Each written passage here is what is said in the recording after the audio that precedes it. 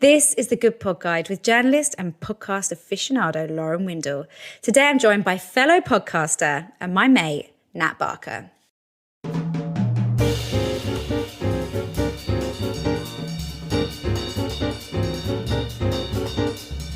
So something I think that it would be worth making the good listeners of the Good Pod Guide aware of is that, so the way this works is we're using a platform called StreamYard to record these podcasts. And the way it works is before each episode, Lauren emails me a link, which I then click on to join the studio, the kind of virtual studio that we're recording through. And the way that Lauren sends me the link is she puts it in the subject line of an email and then sends me a blank email with the link in a subject line.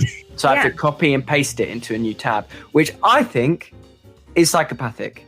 No, hang on. Who does that, Lauren? You can click directly on it. Can you not click directly on it? I don't think I can. Oh, well, when I do it to myself on my phone, I can click directly on it. So I see. That's where it's coming from. Because we've recorded quite a few of these now, and every time I've kind of gone, there's a vein in my neck that stands up. Copy and pasting. Why? I don't know. It's just wrong. It's just wrong. This world. Do you remember a day where in order to get onto you probably don't, oh my gosh, because you are younger than me. I instant regret having said this. I remember a day when it took like a good 8 minutes to get online and you just sat there listening to the dial-up. Yeah. My mum lives in a rural part of Gloucestershire, and I think that my mum still has internet where if you call her up, her internet will cut out. No She's way. very much living in 2002. I'm calling bullshit on that. I think it's broadband, but I think in some rural parts of the country, the internet connection is very unstable. Oh, gosh. Okay. I guess from my privileged fibre position in London, that is not something that I've experienced. So I'm going to have to bow to your superior knowledge on that. But all that to say, what you have just conveyed to me is that you're a princess of convenience and that if something isn't instantly available to you, you find it frustrating. And that, my dear, that is your character defect to work on. Yet again, I am cowed. I must apologize. I should remember to stop sending for you because, my goodness gracious me, you give as good as you get. Okay, look, we're going to talk about the podcast. Today's podcast is Making Gay History.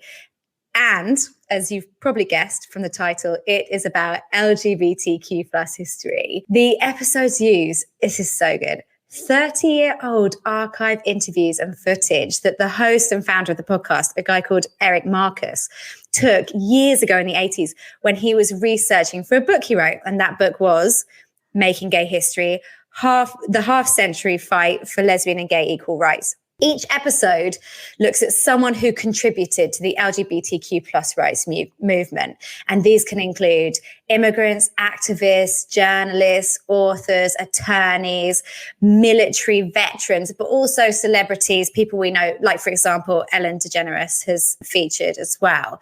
The format is so straightforward. It's just an intro for context by Eric, where he explains who the person is and what their role is. And then they just go into the interview. Yeah, I really liked this one, actually. It's partly because, like you said, they're all sort of archive interviews, and I'm a real sucker for old interviews. I think there's something about them that's really evocative. I think the host interviewing style is really great. It's very tender. I think pretty much all of his subjects have a really interesting story to tell. And I really like the way he does this thing where when he's like setting up the interview, he describes the way sort of like they like entered the room and moved across the room and like sat down in the chair before the interview. It's all very, it's really puts you in the room with them, and it's a good listen. Yeah, I did too. I was really into this. And actually, I'm really into, as you say, like archive footage, vintage footage, stuff like that. The BBC, I guess they're in a sort of lull in terms of new content. That's a bit mean, actually, because actually everyone's put out quite a lot of new content. But obviously, filming and recording has been hit, and there'll be a big backlog with the pandemic and blah, blah, blah over the course of 2020 and into 2021. So they were re-releasing Inside Out episodes from the 90s, and my goodness, I enjoyed them. And they didn't put any recent interviews in them. They didn't update them in any way. And it was just like, even just for the quality of the picture and the fashions. And okay, this podcast is audio content, so you don't get that, but you can hear a difference in the quality of the audio that is being produced. And I don't know, just the way people speak and the way they talk about their lives in an era that I was going to say you can remember. I actually can't remember the late 80s. I was barely born and you definitely weren't even a twinkle in your parents' eye. But I still, I just really liked it. You just feel sort of transported. And as you say, the stories are so interesting. I think a lot of people have this kind of vague notion that, stuff for the LGBT community was sort of really tough, in the, not too distant past. But I think that this really brings that to life. And I think I learned quite a lot about, as you would expect, I learned a lot about gay history listening to this. But I would say that even if you're not particularly interested in gay history, it's still worth listening to because the interviews are just so great. Yeah, there are parts that are really tough to listen to, but still, as you say, important. And I don't think that you have to be part of the LGBTQ plus community to really enjoy it. There are just shy of 100 episodes and they are 15 to 20 minutes, give or take. Nat, what would you say is your final thought on this one? I think I would say that if you do have a kind of interest in LGBT history, then this is a sort of a must listen. And I would say that even if you're not sort of, don't have a specific interest in that, it's still worth checking out because the range of interview subjects is very broad.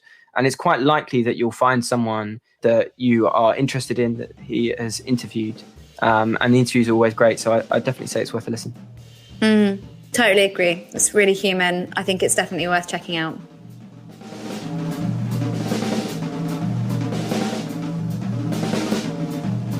In the next episode, Nathaniel Barker is back with me one last time, and we're talking about the off-the-wall sci-fi audio drama, Wolf 359. We've put all you need to know about the show on our website, www.goodpodguide.com, so check that out. You can also follow us at Good Pod Guide on Instagram and Twitter.